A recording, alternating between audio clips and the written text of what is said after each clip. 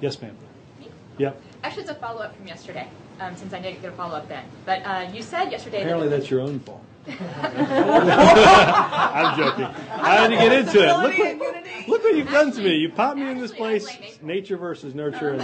Sorry. Sorry. So you had said that the president is working with the Pentagon and the Joint Chiefs of Staff on Joint Acts Don't Tell. But earlier this week, the Pentagon said that the conversations were, quote, initial, and that there is, quote, no sense of any immediate developments in the offing on efforts to repeal Don't Acts Don't Tell. So I wanted to give you a chance to correct the Pentagon on that. And I have two other questions. What other policies are there? You're going to ask like that, you're going to get bumped up like the first row. Let me address the first question, because if I'm not mistaken, the Pentagon did correct that statement on efforts regarding the reform on Don't Ask, Don't Tell. So there are active conversations yes. happening now? Yes. Okay. And then I wanted to know if there are any other policies that the president believes to be, as you said yesterday about Don't Ask, Don't Tell, not in our national interest, but is content to let Congress take the lead on. And second, President Truman didn't see it necessary to clear desegregation through Congress, so how is this different?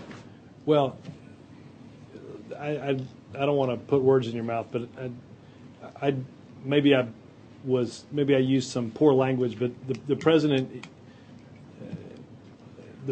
is involved in these discussions.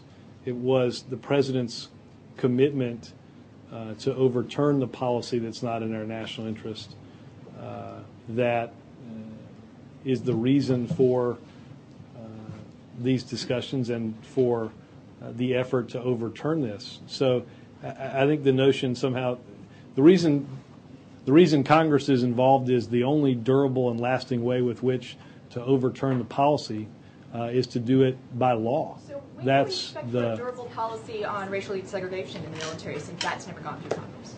Well, I'm out of my depth as a lawyer, but and I'm not exactly sure of the timing of when President Truman did that, but my sense is that there were also some legal proceedings around that.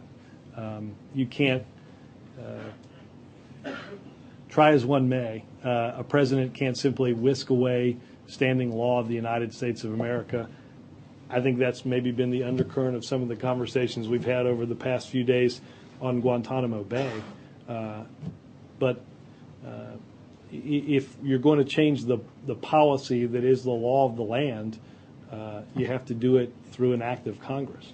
And so there's pending legislation? I didn't see any. I don't know what's been introduced in Congress. Robert,